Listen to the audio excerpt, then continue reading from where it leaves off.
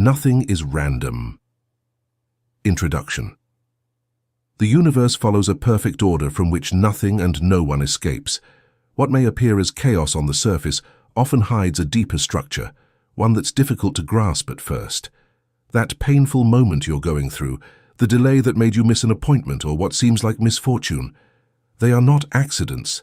They are events, precisely placed to guide you toward something greater, something far more transcendent. As unbelievable as it may seem, everything that happens to you, every joy, every disappointment, every delay, every breakthrough, is not the result of luck, fate, or coincidence, but the precise mathematical outcome of a spiritual law more exact than gravity itself.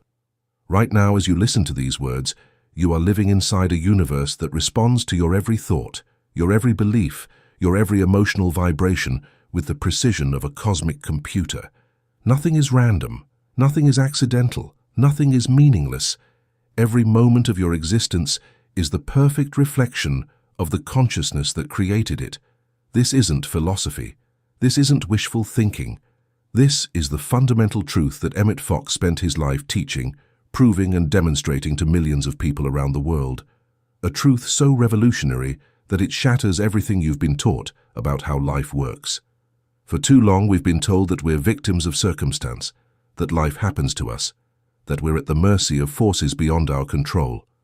We've been taught to believe in luck, in chance, in random events that shape our destiny. But what if all of that is a lie? What if the real truth is that you are not the victim of your circumstances, but the creator of them? Emmet Fox discovered something that changed everything. He found that behind the apparent chaos of life lies a divine mind, an infinite intelligence that governs every atom, every thought, every event with perfect order and love.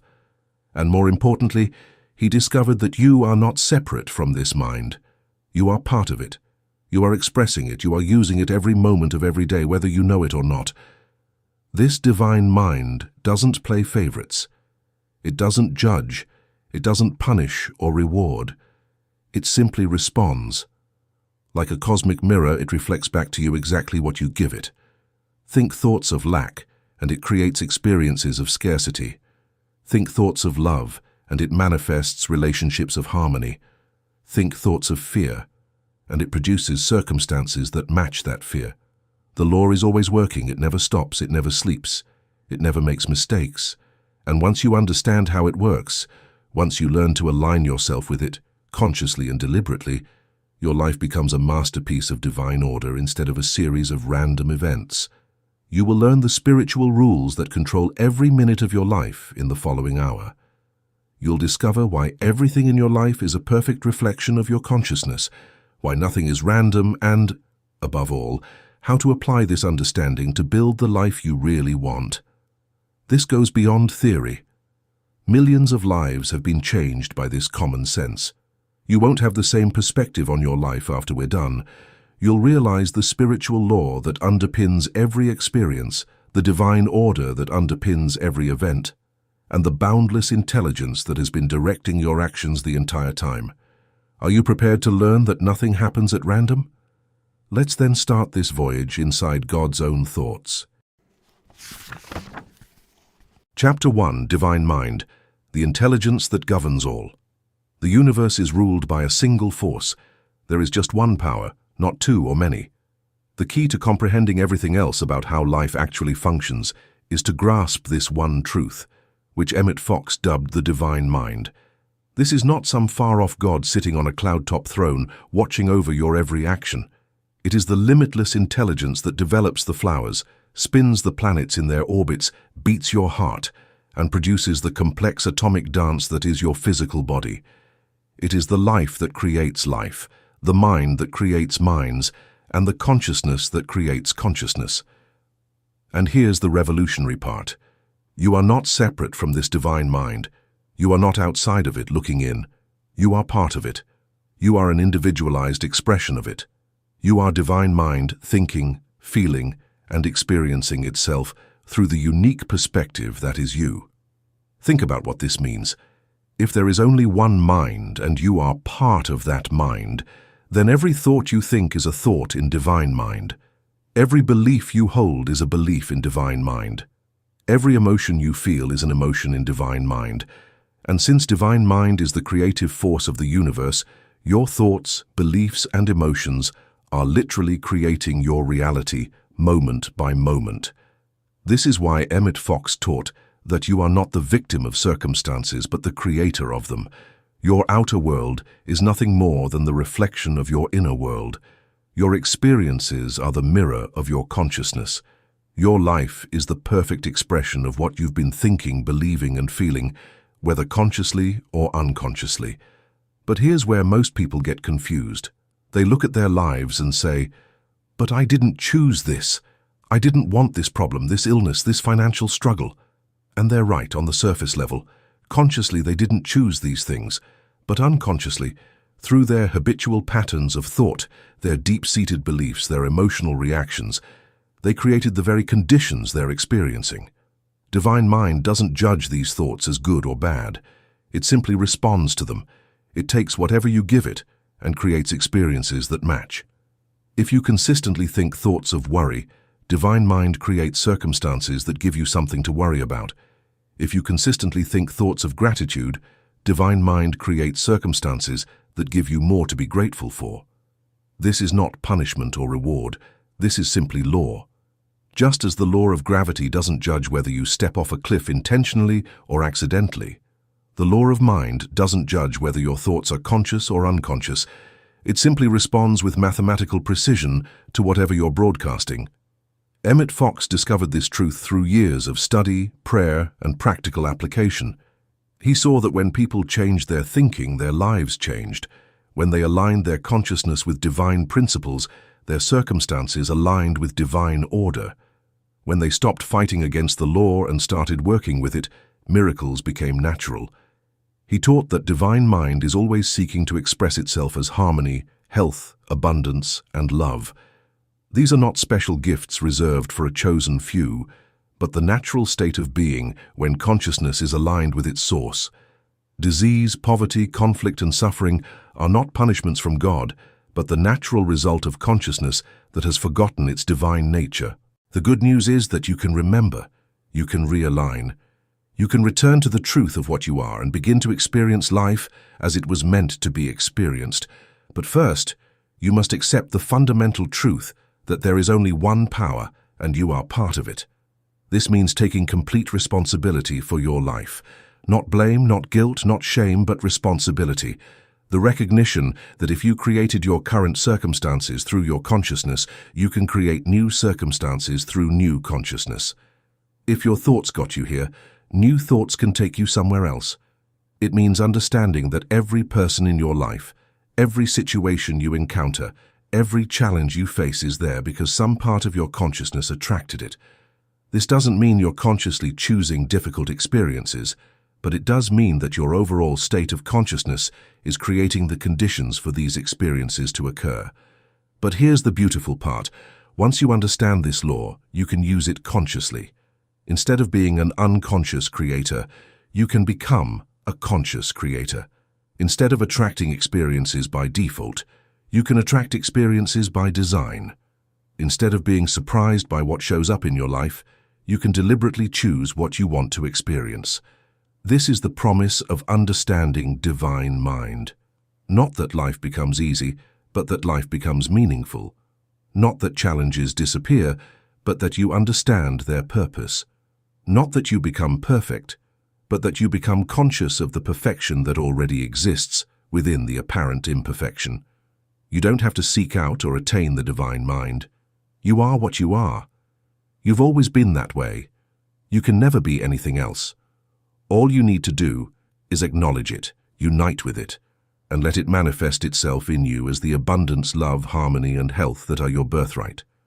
This realization transforms everything. You stop feeling like a victim of your circumstances and begin to feel like a conscious participant in creation when you realize that you are a part of the one power that rules the universe.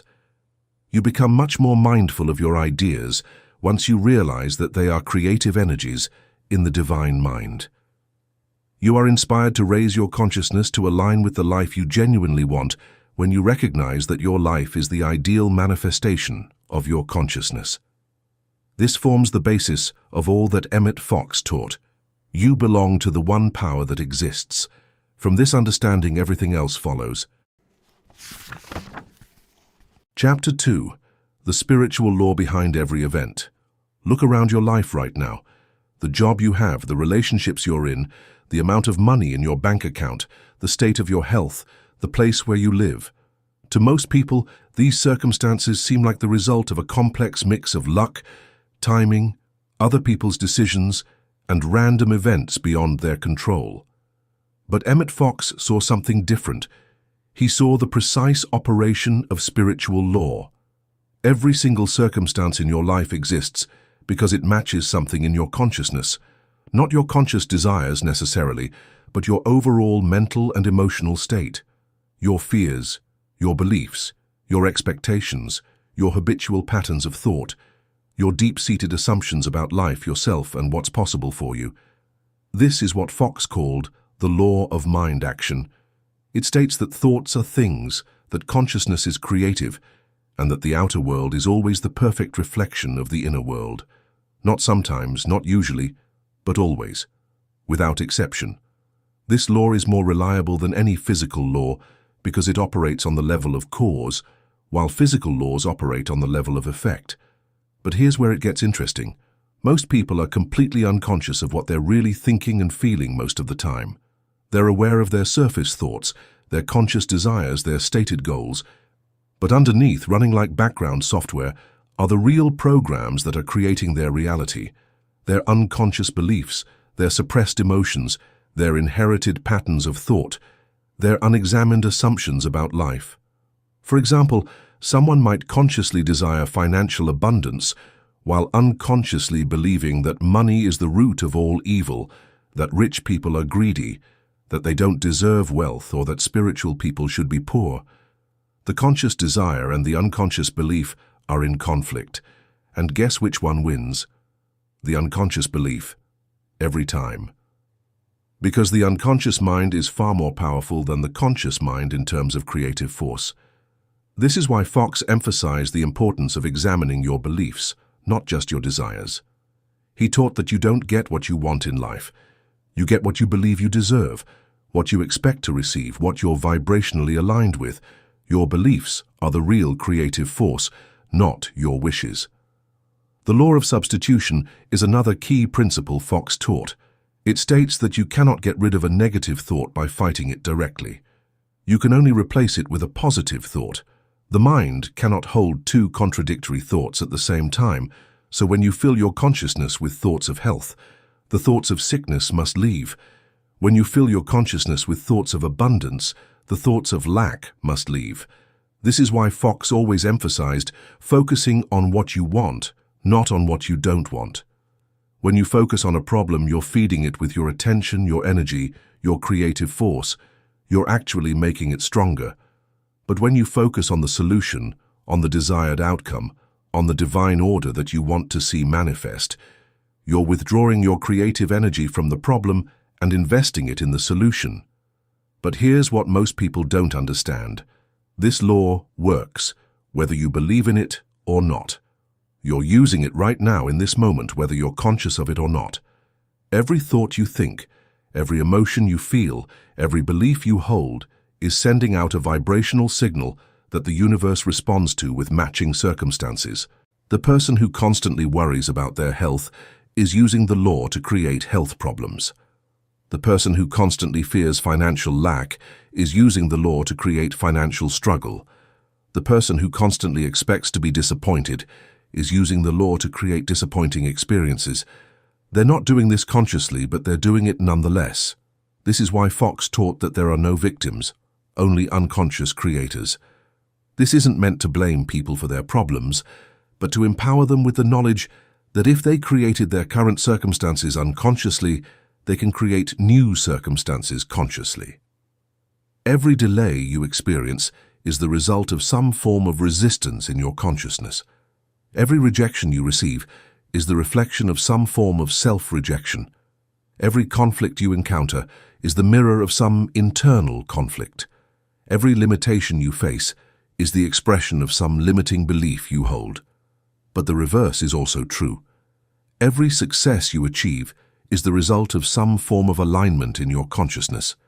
Every opportunity that comes your way is the reflection of some form of openness and expectation. Every harmonious relationship you enjoy is the mirror of some internal harmony. Every breakthrough you experience is the expression of some expanded belief about what's possible. This doesn't mean that you're consciously choosing every detail of your experience. It means that your overall state of consciousness is creating the general conditions of your life, and specific events arise within those conditions according to the same law. For instance, if you have a consciousness of lack, you might experience that lack as unemployment, or as a low-paying job, or as unexpected expenses, or as investment losses. The specific form the lack takes might seem random, but the underlying condition of lack is the direct result of a consciousness of lack. Similarly, if you have a consciousness of abundance, you might experience that abundance as a promotion, or as a new business opportunity, or as an unexpected windfall, or as increased income from existing sources. Again, the specific form might seem random, but the underlying condition of abundance is the direct result of a consciousness of abundance. This is why Fox taught that you must work on your consciousness, not just on your circumstances. Trying to change your outer world without changing your inner world is like trying to change your reflection in a mirror without changing what you're doing in front of the mirror. It's futile. But when you change your consciousness, when you align your thoughts and beliefs and emotions with what you want to experience, the outer world has no choice but to change to match. This is law. This is how the universe works. This is why nothing is random. Understanding this law changes everything about how you approach life. Instead of trying to manipulate circumstances, you work on your consciousness. Instead of blaming others for your problems, you take responsibility for your creative power. Instead of feeling like a victim of random events, you recognize yourself as the conscious creator of your experience. This is the spiritual law behind every event in your life. Once you understand it, you can use it. Once you use it consciously, your life becomes a deliberate creation instead of a series of accidents. Chapter 3. You can't change the law, but you can use it. Imagine trying to argue with gravity. Picture yourself standing at the edge of a cliff, shaking your fist at the sky, demanding that the law of gravity make an exception for you just this once. Sounds ridiculous, doesn't it? Yet this is exactly what most people do with spiritual law every day of their lives. They pray for abundance while thinking thoughts of lack. They ask for healing while focusing on their symptoms. They desire love while harboring resentment. They want success while believing they don't deserve it. And then they wonder why their prayers aren't answered, why their affirmations don't work, why their lives don't change. Emmet Fox understood something that most people miss. Spiritual law is just as impersonal and just as reliable as physical law. It doesn't care about your personality, your history, your excuses, or your explanations. It simply responds to the vibrational frequency you're broadcasting through your thoughts, emotions, and beliefs. You cannot change this law. You cannot negotiate with it. You cannot convince it to make exceptions. But you can learn to work with it instead of against it. You can align yourself with it instead of fighting it. You can use it consciously instead of being used by it unconsciously. This is what Fox meant when he talked about obedience to law. Not blind submission to external authority, but intelligent cooperation with the way the universe actually works. When you understand how the law operates and align yourself with it, what others call miracles become natural results. The first step in using the law consciously is to accept complete responsibility for your current circumstances.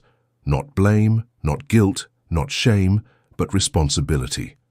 The recognition that your life is the perfect reflection of your consciousness, and that if you want different results, you need different consciousness. This is often the hardest step, because it requires giving up the victim mentality that keeps so many people stuck. It's easier to blame your problems on your parents, your boss, the economy, the government, or bad luck, than to accept that you've been unconsciously creating your own experience. But until you accept this responsibility, you remain powerless to change anything. The second step is to become conscious of what you're really thinking and feeling most of the time. Most people are completely unconscious of their mental and emotional patterns. They're aware of their surface thoughts, but they're oblivious to the deeper currents of belief and expectation that are actually creating their reality. Fox taught that you must become a detective of your own consciousness. Start paying attention to your automatic thoughts, your emotional reactions, your assumptions about life. Notice what you expect to happen in different situations. Observe the stories you tell yourself about why things are the way they are. Listen to the language you use when you talk about your life, your relationships, your health, your finances. These unconscious patterns are like computer programs running in the background of your mind, creating your reality according to their programming. Until you become aware of them, you cannot change them. But once you see them clearly, you can begin to reprogram them. The third step is to deliberately choose thoughts that align with what you want to experience, not with what you're currently experiencing. This is where most people get confused. They think they should think positive thoughts about their current negative circumstances. But Fox taught something different. Think about the outcome you desire as if it were already true. If you want health, don't think positive thoughts about your illness. Think thoughts of perfect health. Visualize yourself healthy, strong, vibrant. Feel the emotions you would feel if you were completely well. Speak as if health were your natural state. Act as if your body were already healed. If you want abundance, don't think positive thoughts about your current lack. Think thoughts of prosperity. Visualize yourself financially free. Feel the emotions you would feel if money were no object. Speak as if abundance were your natural state. Act as if you already had everything you needed. This isn't denial of current circumstances. It's recognition that current circumstances are the result of past consciousness, and that new consciousness will create new circumstances. You're not pretending that problems don't exist. You're withdrawing your creative energy from them and investing it in solutions. Fox called this scientific prayer because it follows the exact same principles as any other science. You identify the desired outcome, you apply the correct method, and you get predictable results.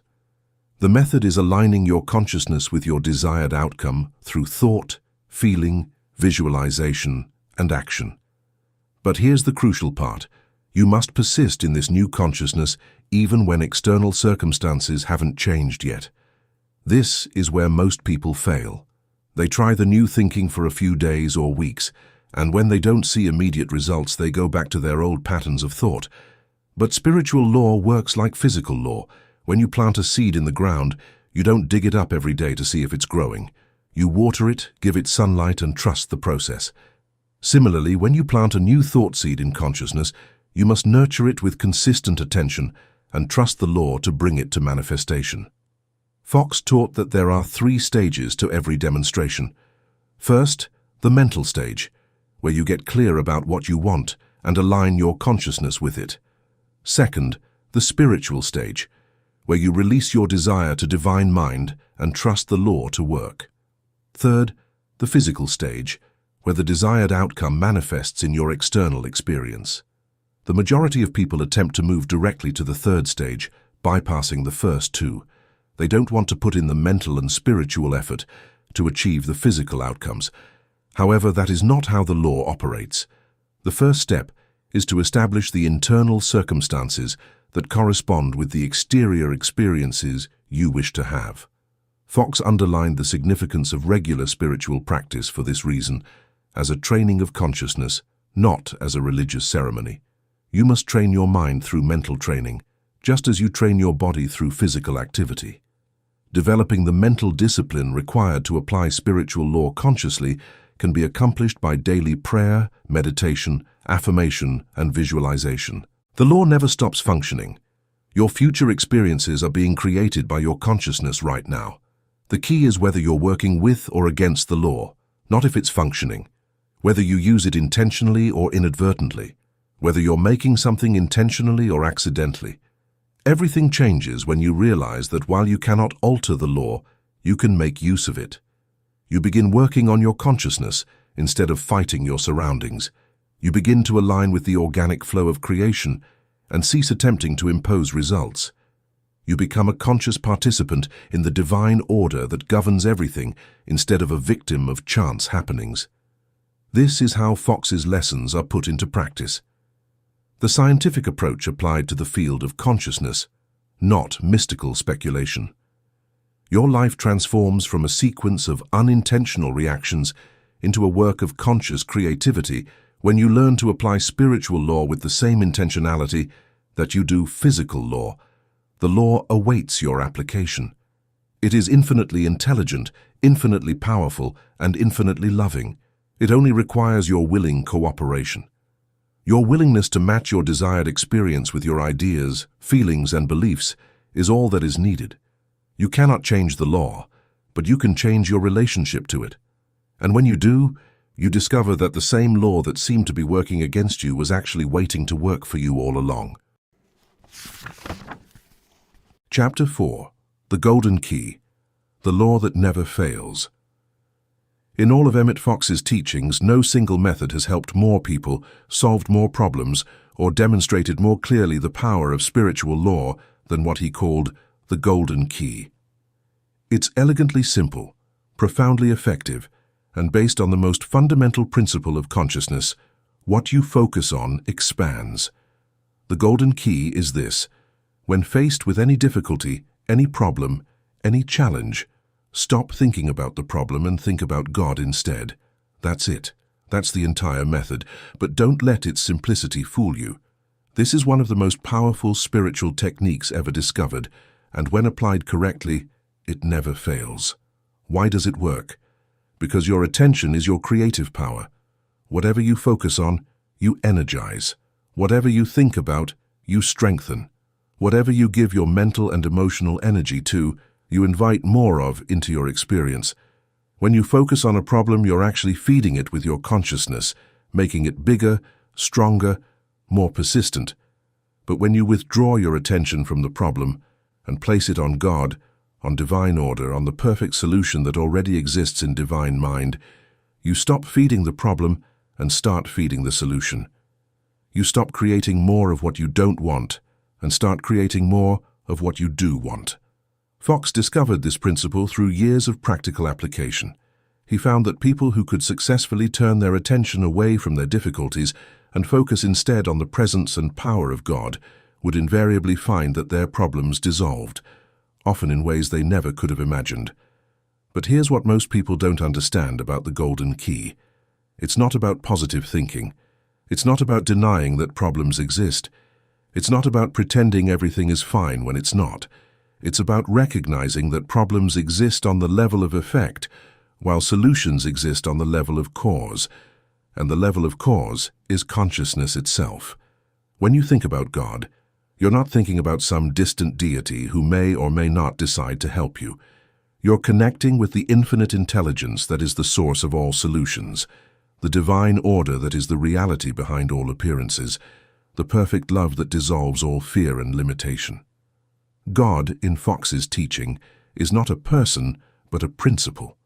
The principle of infinite good, perfect order, unlimited possibility, and unconditional love. When you think about God, you're aligning your consciousness with these qualities. You're tuning your mental radio to the frequency of divine perfection instead of the frequency of human limitation. Let me give you a practical example of how this works. Suppose you're facing a financial crisis. Your natural tendency is to think about the problem, how much money you owe, how little money you have, how impossible the situation seems, how worried you are about the future. Every moment you spend thinking these thoughts, you're using your creative power to strengthen the very conditions you want to change.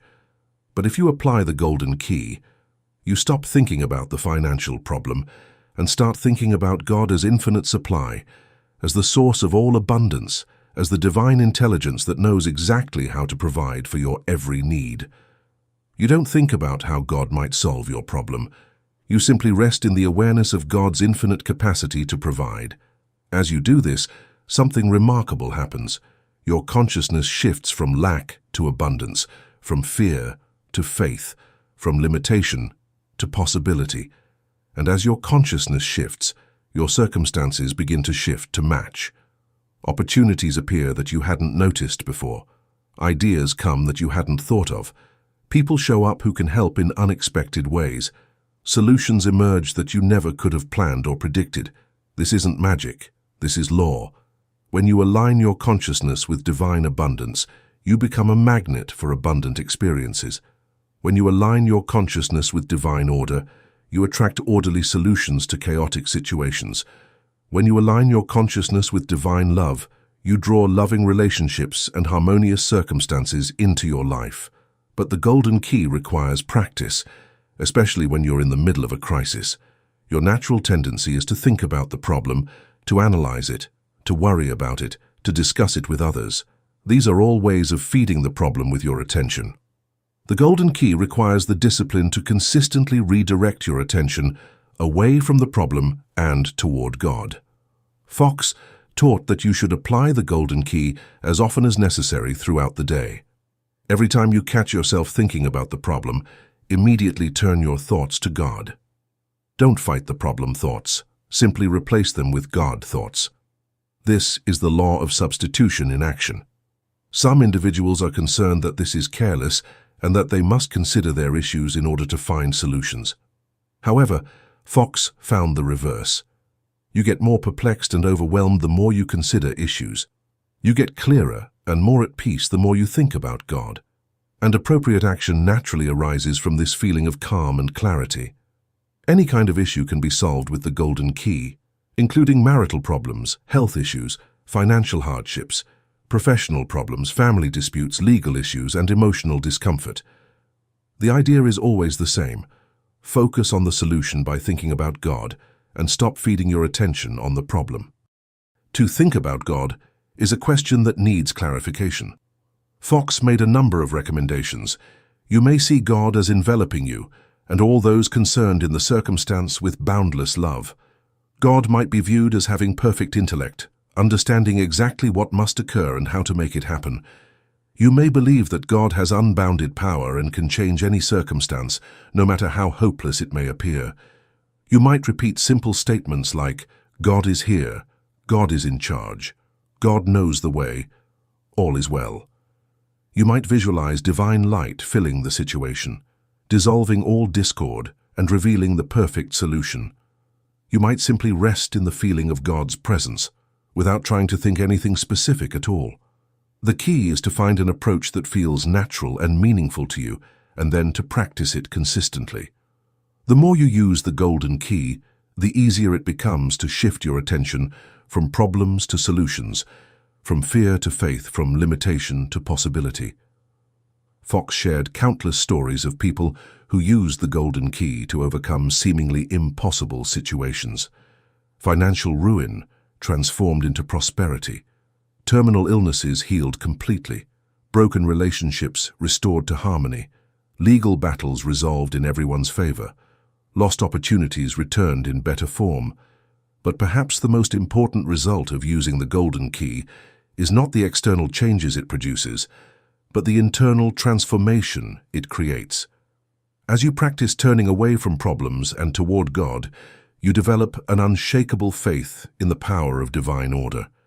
You learn to trust that no matter what appears to be happening on the surface, underneath there is a perfect intelligence working everything out for the highest good. This doesn't mean that challenges disappear from your life. It means that you develop the spiritual tools to handle any challenge that arises.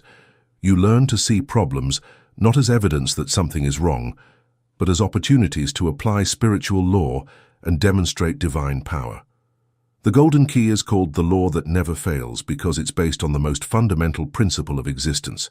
Consciousness is creative, and what you focus on expands.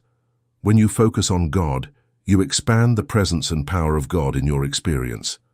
When you focus on divine order, you expand order in your circumstances. When you focus on infinite possibility, you expand the possibilities available to you. This is not a technique to be used only in emergencies. It's a way of life. The more you practice thinking about God instead of problems, the fewer problems you'll have to think about. The more you align your consciousness with divine perfection, the more your life will reflect that perfection. The golden key is your direct connection to the infinite intelligence that governs the universe. It's your way of plugging into the divine power that can transform any situation. It's your method for aligning with the spiritual law that never fails. Try it now. Whatever challenge you're facing, whatever problem is on your mind, stop thinking about it and think about God instead. Feel the shift in your consciousness. Notice how your energy changes. Observe how your perspective transforms. This is the golden key in action, and it's available to you every moment of every day.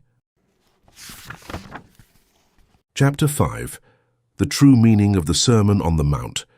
Jesus wasn't creating religious laws or providing a moral lecture when he gave the Sermon on the Mount. Emmet Fox claimed that he was unveiling the most profound mysteries of spiritual law, the underlying rules that control the way that consciousness produces reality. Each and every word, phrase, and lesson in this outstanding talk is essential to comprehending the true nature of the cosmos. After years of studying the Sermon on the Mount, Fox's interpretation transformed the way millions of people viewed metaphysics and Christianity. Regardless of one's theological background, he saw that Jesus was teaching spiritual science, practical psychology, and the laws of thought. For instance, consider the Beatitudes. Blessed are the poor in spirit, for theirs is the kingdom of heaven. This is typically interpreted as a compliment to humility or poverty. However, Fox noticed something more profound. Being poor in spirit refers to being devoid of ego, free from the confining ideas and erroneous beliefs that obstruct the flow of divine goodness. You can access the kingdom of heaven, the region of limitless possibilities, once your mind is free of mental clutter. Blessed are they that mourn, for they shall be comforted. Grieving for the dead is not the point of this. It's about lamenting the passing of your limiting ideas, incorrect beliefs, and outdated thought patterns that have held you back. Divine comfort, or the serenity that results from being in harmony with truth, takes the place of thoughts that no longer serve you when you are willing to let them go. Blessed are the meek, for they shall inherit the earth. Being meek is not a sign of weakness. Rather, it is the power that results from trusting that divine law will operate through you without the need to exert pressure. You inherit the earth. That is, you acquire control over your surroundings via awareness rather than coercion, when you cease attempting to control events and begin to align with spiritual principles. Every beatitude follows this pattern. Each one describes a state of consciousness and the natural result that flows from that state. This is spiritual law in action. Inner states create outer experiences. Then Jesus gives what Fox considered the most important teaching in the entire sermon: judge not, that ye be not judged. This isn't a moral commandment about being nice to people. It's a statement of absolute spiritual law. Whatever you judge in others, you create in your own experience. Whatever you condemn in the world around you, you attract into your own life. Why? Because judgment is a form of focused attention, and attention is creative power. When you judge someone as dishonest, you're thinking thoughts of dishonesty, and those thoughts create experiences of dishonesty in your life. When you judge someone as lacking, you're thinking thoughts of lack, and those thoughts create experiences of lack in your circumstances. This is why Fox taught that you must see the good in everyone and everything, not because it's morally right, but because it's scientifically accurate. When you see good, you create good. When you see perfection behind appearances, you call forth that perfection in your experience. Agree with thine adversary quickly, whiles thou art in the way with him. This seems like strange advice until you understand it metaphysically. Your adversary is any negative condition in your life. To agree with your adversary means to stop fighting against unwanted circumstances and instead acknowledge the spiritual law that created them. If you're experiencing lack, don't fight against the lack. Acknowledge that your consciousness of lack created the experience of lack, and then change your consciousness to abundance. If you're experiencing illness, don't fight against the illness. Acknowledge that some pattern of thought created the condition, and then change that pattern to one of health and wholeness. Fighting against problems only strengthens them, because resistance is a form of attention, and attention feeds whatever it focuses on. But when you agree with your adversary by acknowledging the law behind the appearance, you can then work with the law to create different appearances. The Lord's Prayer, according to Fox, is a complete course in applied metaphysics. Our Father which art in heaven establishes that there is one source of all good, and that source is not material but spiritual. Hallowed be thy name means to recognize the sacred nature of divine principle. Thy kingdom come, thy will be done on earth as it is in heaven, is an affirmation that divine order can manifest in physical experience. Give us this day our daily bread is not a request for food, but an acknowledgement that divine substance is the source of all supply. Forgive us our debts as we forgive our debtors recognizes that forgiveness is a law. As you forgive others, you free yourself from the negative conditions that unforgiveness creates. Lead us not into temptation, but deliver us from evil, is a recognition that when consciousness is aligned with divine principle, it naturally avoids the temptation to think limiting thoughts and is delivered from the evil that such thoughts create. For thine is the kingdom, the power, and the glory forever, affirms that all creative power belongs to divine principle, not to human will or effort. It's possible that the sermon's most revolutionary lesson is, resist not evil. This contradicts every human instinct, societal lesson, and accepted method of problem solving. However, Fox saw that evil's power comes from opposition. You're giving something your focus, your vitality, and your creative energy when you oppose it. In fact, you're making the obstacle you're attempting to overcome stronger. Jesus taught an alternative strategy for dealing with evil. But whosoever shall smite thee on thy right cheek, turn to him the other also. Being a doormat or putting up with abuse is not the point of this. Since your inner calm is your creative strength, it's about preventing outside events from upsetting it. Someone or something is attempting to induce you to think, feel, and vibrate at their frequency in order to incite you to wrath, fear, or hatred. Reacting gives them control over your consciousness, and thus your capacity for creativity. You may still be in charge of your own creative force, though, if you keep your peace, your love, and your harmony with divine principle. Love your enemies, bless them that curse you, do good to them that hate you, and pray for them which despitefully use you and persecute you. This isn't moral advice, it's practical psychology. When you love your enemies, you're not doing it for their benefit, but for your own. Love is the highest vibration, the most creative force. When you maintain love regardless of external circumstances, you maintain your connection to infinite creative power. When you bless those who curse you, you're not being noble, you're being scientific. Blessing is a form of positive thinking directed toward another person. When you bless someone, you're seeing the good in them, and what you see in others, you strengthen in yourself. When you see good in difficult people, you develop the ability to see good in difficult circumstances. One basic idea underlies the entire Sermon on the Mount. Consciousness is creative, and you have total control over it, independent of the outside world. You cannot be forced to think limited thoughts by anyone. Nobody has the power to make you feel bad. Nobody can force you to believe in separation, fear, or lack. You are the absolute master of your own country, which is your awareness. You have complete control over your thoughts, feelings, and beliefs. Furthermore, your decisions regarding your inner world impact how you perceive the outside world, since consciousness generates experience. This is why Jesus said, "Seek ye first the kingdom of God and his righteousness, and all these things shall be added unto you." The kingdom of God is consciousness aligned with divine principle. When you seek first to align your thoughts, feelings, and beliefs with spiritual truth, all the things you need in the physical world are naturally added to your experience. Fox taught that the Sermon on the Mount is not a set of impossible ideals, but a practical manual for conscious living. Every teaching, when properly understood, is a technique for aligning consciousness with spiritual law. Every principle, when correctly applied, produces demonstrable results in daily life. Therefore all things whatsoever ye would that men should do to you, do ye even so to them. For this is the law and the prophets. A common misunderstanding about the Golden Rule is that it is a moral precept about being kind to others. Fox, however, interpreted it as a declaration of an unchangeable spiritual law.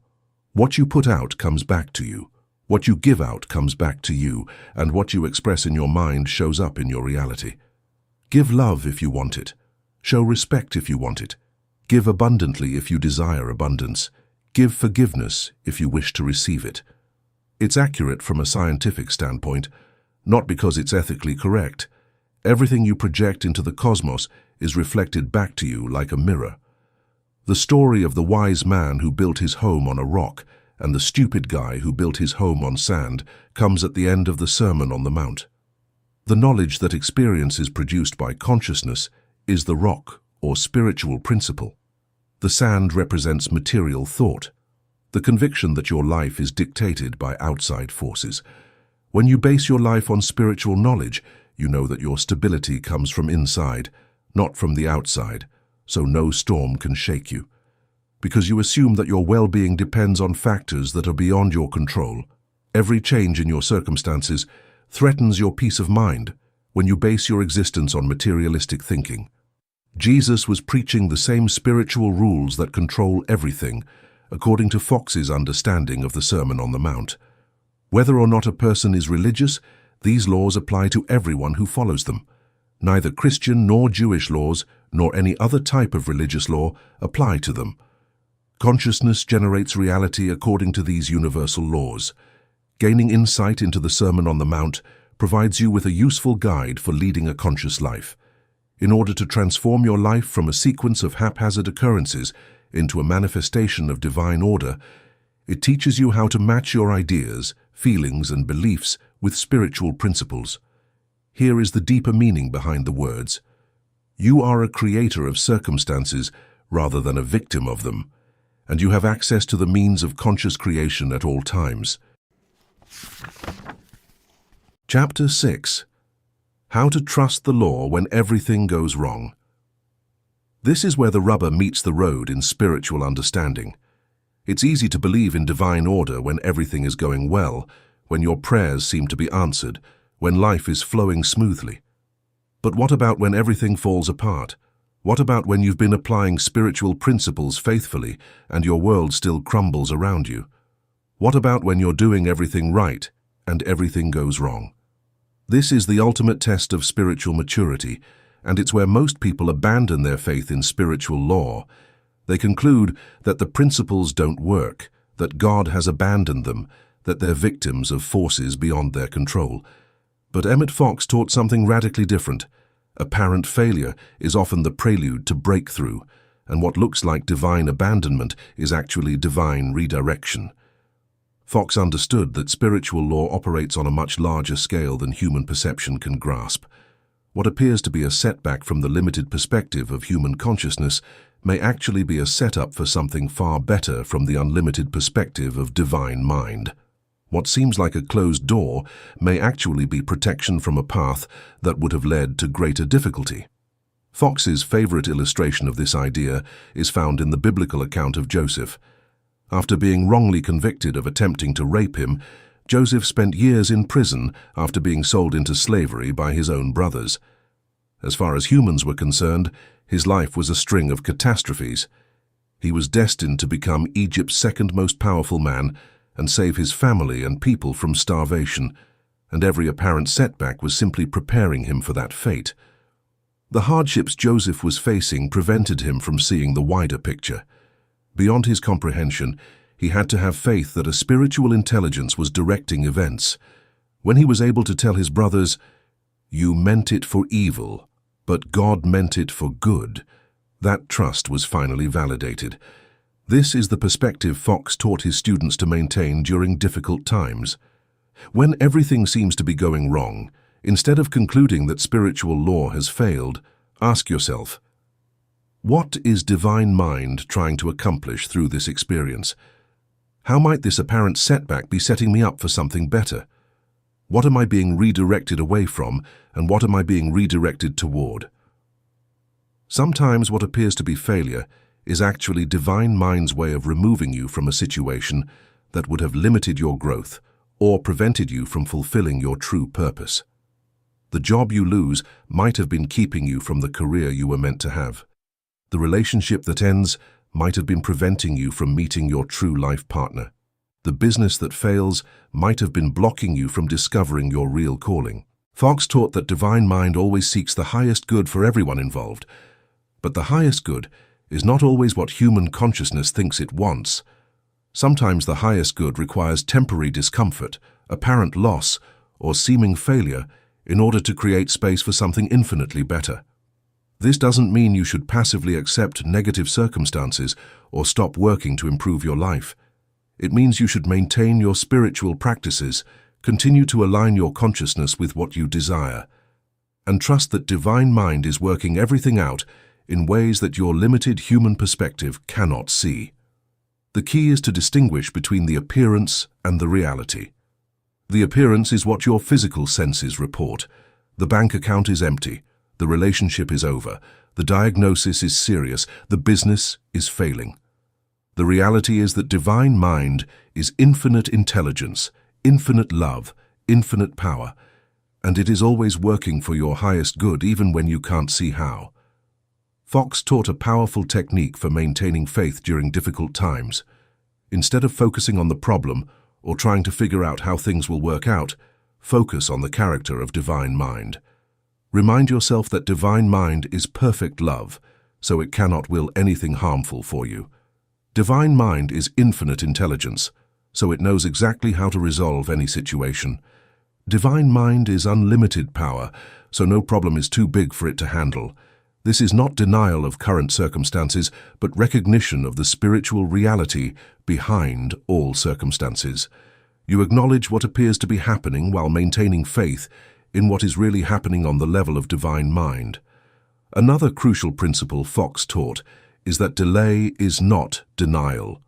Just because your demonstration hasn't manifested yet doesn't mean it's not coming. Just because your prayers haven't been answered in the way you expected doesn't mean they haven't been heard. Divine timing is perfect timing, even when it doesn't match human timing. Sometimes divine mind delays a demonstration because you're not ready to receive it yet.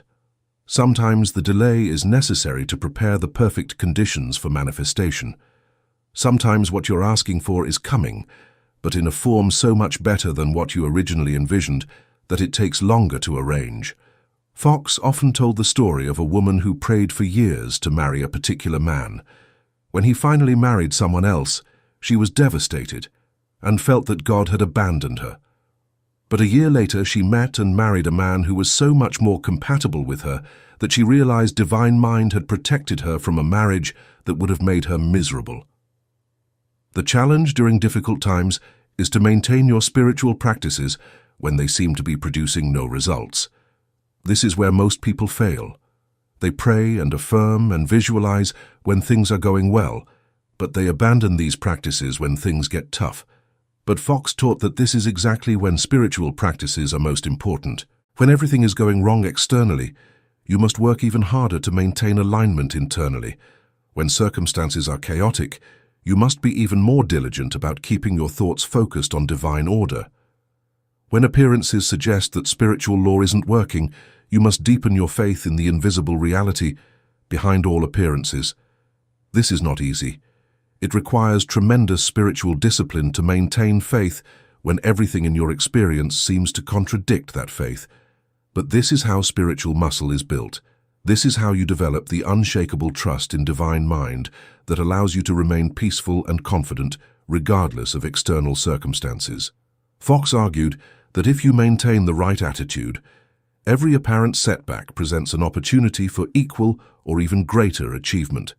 If you respond to setbacks with bitterness, resentment, or despair, you are planting the seeds for future adversity. But if you respond with optimism, gratitude, and hope, you plant the seeds of future success. Whether or not you will experience hardship is not the question. How you will react to them is the question. Will you take advantage of them to enhance your spiritual understanding and grow in your faith, or will you use them as proof that spiritual law is ineffective? Keep in mind that everyone who has contributed significantly to human advancement, including great spiritual teachers, has experienced times of apparent failure and desertion.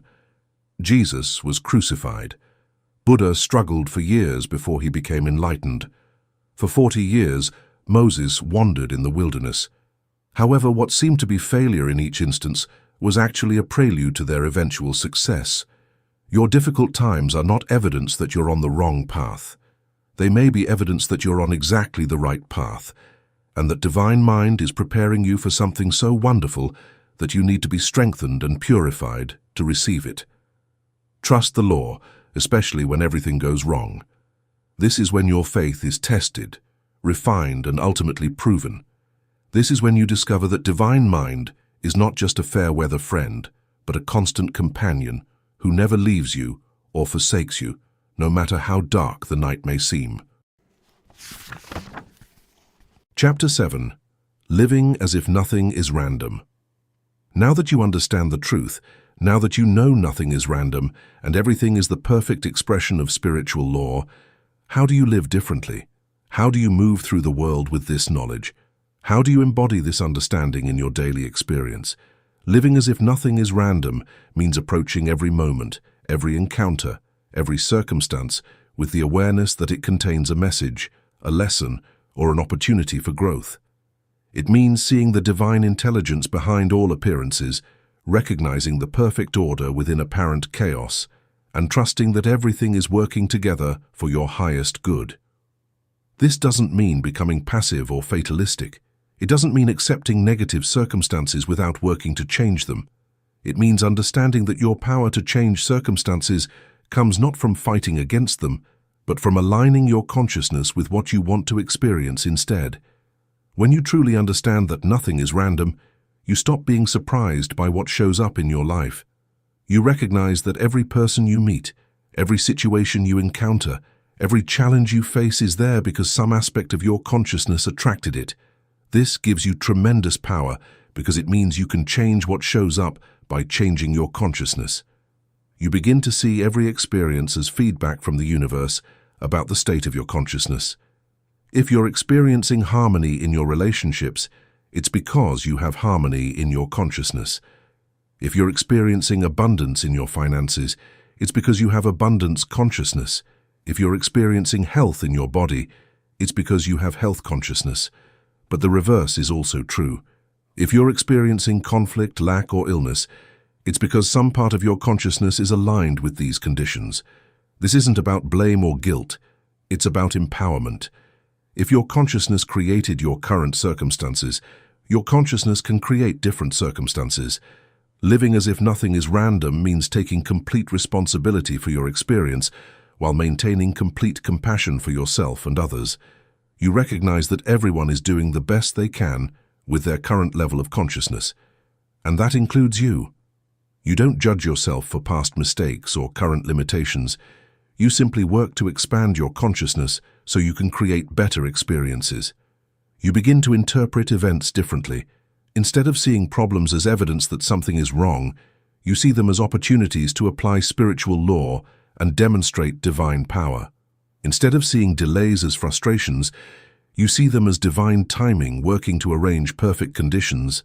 Instead of seeing challenges as punishments, you see them as invitations to grow stronger and wiser. This shift in perception changes everything about how you feel and how you respond to life. When you know that everything is working for your good, even when you can't see how, you maintain peace in the midst of chaos. When you trust that Divine Mind is orchestrating all events for the highest good of everyone involved, you stop worrying about outcomes and start focusing on aligning your consciousness with what you desire. You develop what Fox called spiritual perception, the ability to see beyond appearances to the spiritual reality behind them. You look at a person who seems difficult and see the divine nature that is their true identity. You look at a situation that seems hopeless and see the perfect solution that already exists in Divine Mind. You look at a problem that seems insurmountable and see the opportunity for growth and demonstration that it represents. Living as if nothing is random also means paying attention to the subtle guidance that is constantly available to you. When you understand that you are part of Divine Mind, you realize that Divine Mind is always communicating with you through intuition, inspiration, synchronicities, and what others might call coincidences. You begin to notice the patterns in your life, the recurring themes, the messages that come through multiple channels. You pay attention to your dreams, your hunches, your sudden insights. You recognize that these are not random mental events, but communications from the infinite intelligence that is your true source. You begin to place greater faith in your inner guidance than in outside authorities. You learn to discern between the voice of divine mind, which always talks of possibilities and love, and the voice of fear, which always speaks of danger and limitation. You base your choices more on spiritual values than outward looks. This does not imply being careless or disregarding pragmatic factors. It entails making sensible choices based on a spiritual basis. You faith in divine supply and manage your finances sensibly. Knowing that your real life is spiritual and everlasting, you take good care of your health. You put forth a lot of effort while realizing that the divine mind is the true origin of all success. Living as if nothing is random means maintaining a constant attitude of gratitude and expectation. You're grateful for what you have because you recognize it as the perfect expression of your current consciousness. You're expectant about what's coming because you know that as your consciousness expands, your experiences must expand to match. You stop complaining about circumstances because you understand that complaining is a form of negative prayer that creates more of what you're complaining about. Instead, you focus on what you want to experience and give thanks for it as if it were already manifest. You become more conscious of your words because you understand that words are creative forces. You speak about what you want, not about what you don't want. You describe your life in terms of the ideal you're moving toward, not the problems you're moving away from. Most importantly, you begin to see yourself as a conscious collaborator with divine mind in the ongoing creation of reality. You're not a passive recipient of random events, but an active participant in the divine plan. Your thoughts, your words, your emotions, your actions are all contributing to the collective consciousness of humanity and helping to shape the world we all share. This brings with it a profound sense of responsibility and purpose. You realize that every thought you think, every word you speak, every emotion you feel is not just personal but cosmic.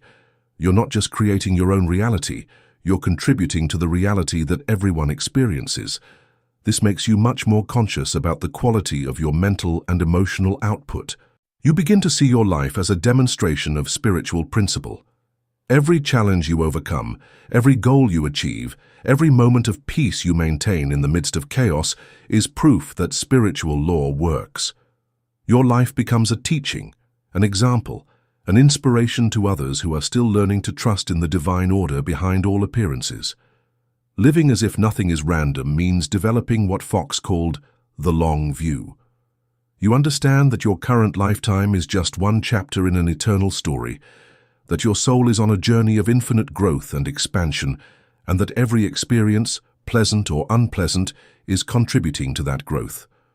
This perspective helps you maintain equanimity during both good times and difficult times. You enjoy success without becoming attached to it, knowing that it's a temporary expression of your current consciousness. You endure hardship without becoming discouraged, knowing that it's a temporary experience that is serving your ultimate good. You begin to govern your consciousness instead of attempting to control results. You are aware that you cannot control particular outcomes, but you can connect your beliefs, feelings, and ideas with the experiences you wish to have. You take care of the duty of preserving the proper mental and emotional state, leaving the intricacies of manifestation to the divine mind. Perhaps the most freeing part of realizing that nothing is random is the change from attempting to control circumstances to trying to manage consciousness. You begin to feel like a conscious creator, collaborating with limitless intellect, rather than a victim of forces beyond your control. By seeing that the divine mind operates in perfect timing rather than human timing, you learn to be patient with the manifestation process. Through your prayers and thoughts, you sow the seeds of consciousness, and you rely on the law to bring them to bear in the proper manner at the appropriate moment. Seeing the perfection in seemingly imperfection is another aspect of living as though nothing is random. You realize that from the infinite viewpoint of divine mind, something that appears to be a mistake, a failure, or a tragedy from the constrained perspective of human consciousness may actually be flawless. Like Joseph in the Bible, you learn to say you meant it for evil, but God meant it for good. This should not imply complacency or tolerance for unfair treatment. It entails realizing that if you approach things with the appropriate awareness, even unpleasant events can have constructive uses. Every obstacle is a chance to show your faith. Every failure is an opportunity to demonstrate the effectiveness of spiritual law. Every seeming setback serves as a prelude to bigger success. You begin to live with a sense of adventure and expectation, knowing that divine mind is constantly arranging new opportunities for growth, service, and joy. You wake up each morning wondering what wonderful surprises the day will bring, what new ways divine mind will express itself through your experience. This attitude of positive expectation becomes a self-fulfilling prophecy. When you expect good things to happen, you notice good things that you might have overlooked before. When you look for evidence of divine order, you find it everywhere. When you trust that everything is working for your good, you discover ways that even difficult experiences are serving your highest interests. Living as if nothing is random ultimately means living in a state of constant communion with divine mind. You recognize that you are never alone, never abandoned, never without guidance or support. The infinite intelligence that created the universe is always with you, always working through you, always seeking to express itself as greater good in your experience. This awareness transforms every moment into a sacred opportunity. Every conversation becomes a chance to express divine love. Every decision becomes an opportunity to demonstrate divine wisdom. Every challenge becomes a platform for proving divine power. You stop living in fear because you know that you are held in the arms of infinite love. You stop living in lack because you know that you are connected to infinite supply. You stop living in limitation because you know that you are one with infinite possibility. This is what it means to live as if nothing is random, to move through the world with the unshakable knowledge that you are part of a divine plan, that every moment is meaningful, that every experience is purposeful, and that the same intelligence that governs the stars and planets is governing your life with perfect love and wisdom. When you live this way, your life becomes a demonstration of divine order, a proof that spiritual law works, and an inspiration to others who are still learning to trust in the perfect intelligence that governs all things. Epilogue. The world responds to you. As we reach the end of this journey together, I want you to feel the profound shift that has occurred in your understanding. You began this audiobook believing that life was largely random, that you were at the mercy of circumstances beyond your control, that coincidences were just meaningless accidents. You're ending it with the knowledge that you live in a universe of perfect order, that you are a conscious creator of your experience, and that every moment is meaningful. This isn't just intellectual knowledge. This is a fundamental transformation in how you see yourself and your relationship to the world around you. You now know that you are not a separate being struggling to survive in a hostile universe, but an integral part of the divine intelligence that governs all existence. The world you wake up to tomorrow is the same physical world you've always known, but your relationship to it has changed completely. You now see it as a responsive universe that mirrors back to you exactly what you project into it through your consciousness. You understand that every person you meet, every situation you encounter, every challenge you face is there because some aspect of your consciousness attracted it. This knowledge brings with it tremendous power and tremendous responsibility. You can no longer claim to be a victim of circumstances because you now understand that you are the creator of circumstances. You can no longer blame others for your problems because you now know that your problems are the reflection of your own consciousness. But this isn't a burden, it's the greatest gift you could ever receive, because if you created your current circumstances through your consciousness, you can create new circumstances through new consciousness. If your thoughts got you here, new thoughts can take you anywhere you want to go. The world responds to you, not to your words, not to your actions, but to your consciousness. It responds to what you really believe, what you really expect, what you really feel worthy of receiving. It responds to the sum total of your thoughts, emotions, and beliefs, whether conscious or unconscious. This means that changing your life is not about changing your circumstances, but about changing your consciousness. It's not about manipulating the external world, but about aligning your internal world with what you want to experience. It's not about forcing outcomes, but about creating the inner conditions that naturally attract the outcomes you desire. Every day, every moment, you are broadcasting a signal through your consciousness, and the universe is responding to that signal with matching experiences. When you broadcast fear, you receive fearful experiences. When you broadcast love, you receive loving experiences. When you broadcast abundance, you receive abundant experiences. When you broadcast limitation, you receive limited experiences. The beautiful thing about understanding this law is that you can change your broadcast at any moment. You don't have to wait for circumstances to change before you can feel differently. You can feel differently right now, and then watch as circumstances change to match your new feeling. This is the secret that Emmet Fox spent his life teaching. The world is not happening to you, it's responding to you. You are not a victim of life. You are the author of life. You are not at the mercy of random events. You are the conscious creator of meaningful experiences. But remember, this understanding comes with responsibility. Now that you know how the law works, you must use it consciously and ethically. You must take responsibility for the signal you're broadcasting and the experiences you're creating, not just for yourself, but for everyone whose life you touch. Your consciousness affects not just your own experience, but the collective experience of humanity. Every thought of love you think contributes to the love in the world.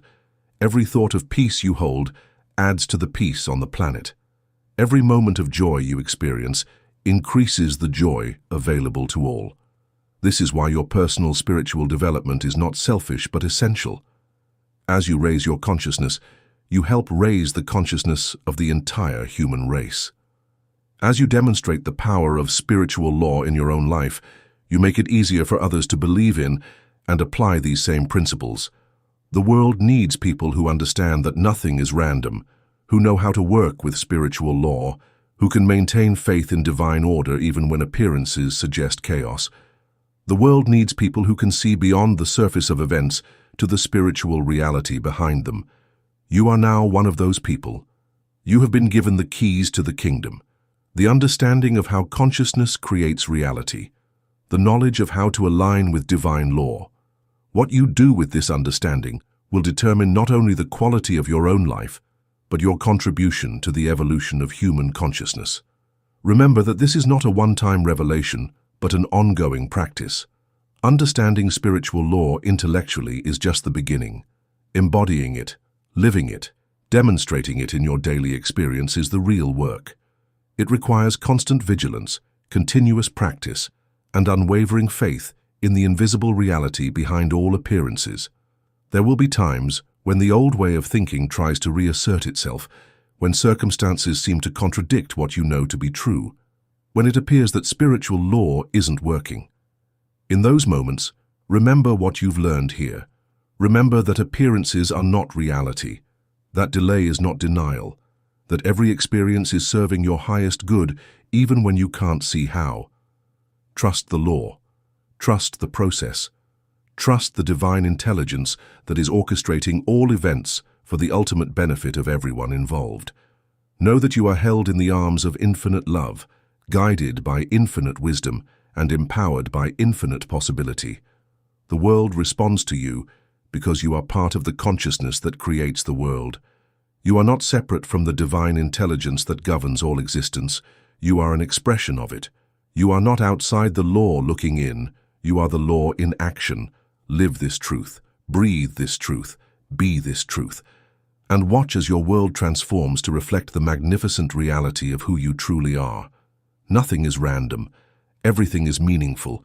You are the conscious creator of your experience. The world is waiting for you to claim this truth and live it fully. Your time is now. Your power is unlimited. Your potential is infinite. The world responds to you. Make sure you're sending the signal you want to receive.